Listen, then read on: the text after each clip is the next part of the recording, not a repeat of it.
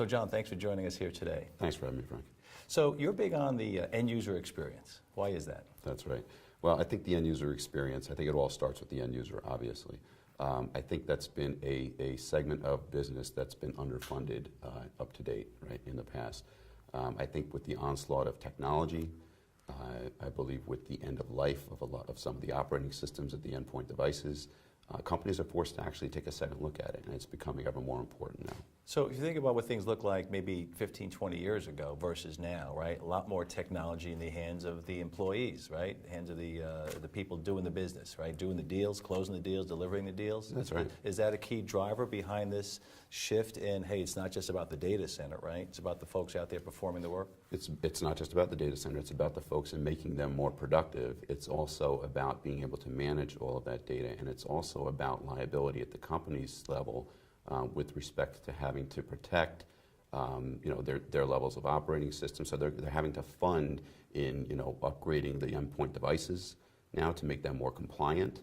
And in order to do that, they have to actually track what's on those devices. They have to track what applications those devices are using. And a lot of companies don't know where all that sits right now because it's been underfunded in the past. Okay, and is part of how they're justifying this funding the fact that it kind of moves beyond just expense reduction? I know you have a case study we'll talk about in a moment that had a significant impact on top line and bottom line. Does that make it a little bit easier for your customers to justify that investment? It does. I think it does start with liability first, though, as I stated, and then it starts with making the end user more productive, because obviously if the end users are more productive, then they're obviously selling more product, they're doing their jobs better, they're doing their jobs faster, and they're generating more value for their company and in turn for their company's clients as well.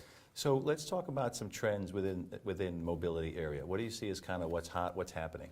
Well, in the mobility space, obviously, I think there's a statistic out there that 90% of the world's data has been created in the last 2 years.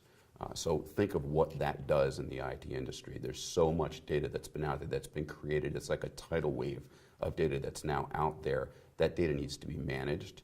That data is now personal and company data sitting on the same devices. So there's got to be some sort of a way to actually protect the end user, to protect the company from that that data coexisting on the same device. And there's got to be a service around being able to manage all of that, because obviously data needs space to sit on, right? So you've got to be able to manage the device. You've got to be able to manage the software levels on the device. You've got to be able to manage the data day-to-day that's sitting on the device that's working back into the data center as well. Okay, so it all makes sense theoretically. Let's talk about the real world now, right? So we spoke earlier about a case study, leading eyewear client, and I was impressed to see some of the things you did, not only with regard to technology, but the fact that it impacted sales and bottom line. Can you talk to that? Sure can. So first of all, it all starts with the service desk and the end user experience. I think that's the epicenter, if you will, of the end user experience. As you branch out, I'll talk about a specific eyewear client that we worked with. We deployed over 11,000 iPads to 11,000 of their reps in hundreds of stores or thousands of stores across the globe. And basically, what that did was allow the point of sale rep in each one of those stores to be able to satisfy the needs of their clients. So think of it as you walking into an eyeglass store, and you want to look on the wall and you want to choose from a multitude of frames that are available to you. And you also want to be able to make sure that they actually fit your face appropriately. In the past, you would see the rep pull out a little plastic ruler and try to measure you manually. You'd probably choose from a couple hundred frames. Well, now, using a certain technology and these iPads that we've deployed to them, they can actually measure you up in seconds just by you looking into the camera of the device.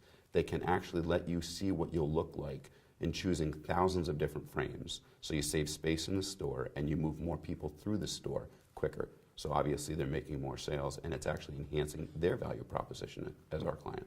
So that's as much of an IT case study as it is a sales effectiveness case study. It's fair to say? That's right.